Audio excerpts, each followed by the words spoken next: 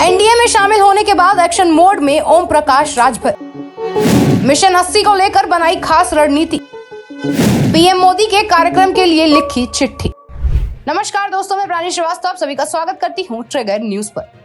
NDA में शामिल होने के बाद सोहेल देव भारतीय समाज पार्टी के अध्यक्ष ओम प्रकाश राजभर लगातार एक्शन मोड में हैं। एक तरफ जहां वो विरोधी दलों खास तौर से सपा प्रमुख अखिलेश यादव पर तीखे हमले कर रहे हैं, तो वहीं दूसरी तरफ उन्होंने अब एनडीए के मिशन 80 को लेकर भी काम करना शुरू कर दिया है। एनडीए में शामिल होने के बाद राजभर ने बीजेपी प्रदेश अध्यक्ष भूपेंद्र चौधरी, डिप्टी सीएम ब्रिजेश पाठक और मुख्यमंत्री योगी आदित्यनाथ से शिष्टाचार मुलाकात की। यही नहीं, इस दौरान उन्होंने पूर्वांचल की उन 6 सीटों को लेकर भी बात की जहां 2019 में बीजेपी को हार का सामना करना पड़ा था।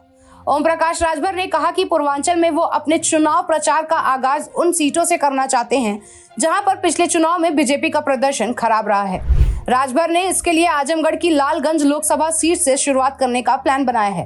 राजभर ने बताया कि वो चाहते हैं लालगंज में प्रधानमंत्री नरेंद्र मोदी जी का एक कार्यक्रम हो, तो वहां से 2024 के मिशन की शुरुआत करें। उन्होंने कहा कि इस सीट का चुनाव इसलिए किया गया है क्योंकि यहाँ की 6 सीटों पर बीजेपी हार गई थी। ओम प्रकाश राजभर ने लालगंज सीट पर पीएम मोदी के कार्यक्रम के लिए सीएम योगी आदित्यनाथ और प्रदेश अध्यक्ष भूपेंद्र चौधरी को भी पत्र लिखा है और कहा कि दिल्ली से परमिशन मांगी है।